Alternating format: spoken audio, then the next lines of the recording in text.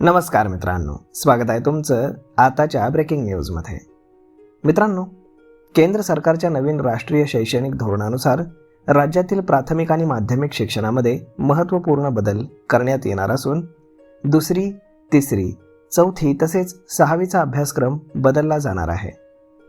नव्या बदलामध्ये पारंपरिक पाठांतर पद्धतीऐवजी कृती आधारित, अनुभवाधिष्ठित आणि कौशल्य विकास आधारित शिक्षणावरती भर दिला जाणार आहे. नव्या अभ्यासक्रमामध्ये विद्यार्थ्यांच्या वय, क्षमता आणि शिकण्याच्या गतीनुसार विषयाची मांडणी करण्यात येणार आहे.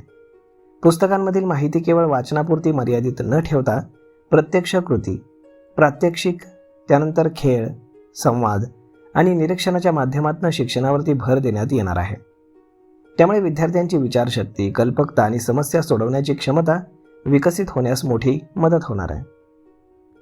त्यानंतर अभ्यासक्रम बदलामध्ये 2026-27 मध्ये दुसरी, तिसरी आणि चौथी आणि सहावी, तर पुढच्या 2027-28 या वर्षामध्ये पाचवी, सातवी, नववी आणि 11वी, तर 2028-29 मध्ये 8वी, 10वी आणि 12वीचा अभ्यासक्रम नव्यानं राबवला जाईल.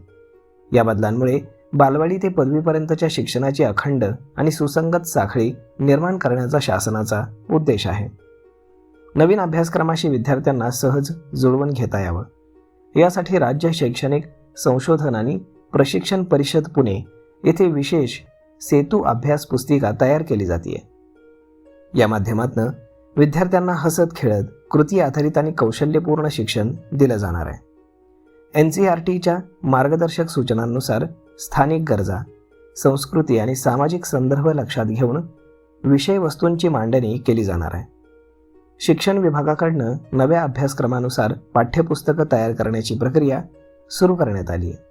या पुस्तकांमध्ये चित्र, उपक्रम, प्रकल्प, प्रश्नोत्तर आणि दैनंदिन जीवनाशी संबंधित उदाहरणांचा समावेश असेल. विशेषतः गणित, भाषा, पर्यावरण अध्ययन आणि विज्ञान या विषयांमध्ये कृती आधारित शिक्षणाचा समावेश अधिक प्रमाणावरती असणार आहे. या नव्या पद्धतीमध्ये परीक्षांपेक्षा सतत मूल्यमापनावरती जास्त भर देण्यात येणार आहे. विद्यार्थ्यांचं मूल्यांकन त्यांच्या सहभाग, समज, उपक्रमातील कामगिरी आणि प्रगतीच्या आधारे करण्यात येईल. त्यामुळे विद्यार्थ्यांवरील परीक्षेचा ताण कमी होऊन शिक्षण जास्त आनंददायी होऊ शकेल. त्यानंतर अभ्यासक्रम बदलासोबतच शिक्षकांसाठी देखील विशेष प्रशिक्षण कार्यक्रम राबवले जाणार आहेत. नवीन शिक्षण पद्धतीची अंमलबजावणी प्रभावीपणे करता यावी, यासाठी शिक्षकांना आधुनिक अध्यापन तंत्र, डिजिटल साधनं आणि नवीन मूल्यमापन पद्धतींना प्रशिक्षण दिलं जाणार आहे.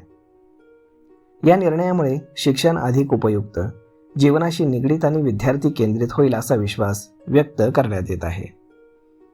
तर मग मित्रांनो, अशा पद्धतीनं आता पुढच्या 3 वर्षांमध्ये 1ली ते 12वीचा पूर्णपणे शिक्षणाचा कायापालट केला जाणार आहे.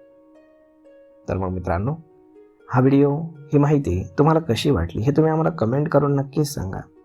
आणि जर हा व्हिडिओ तुम्हाला आवडला असेल तर आपल्या जवळच्या मित्रमंडळींसोबत देखील हा व्हिडिओ तुम्ही शेअर करायला विसरू नका.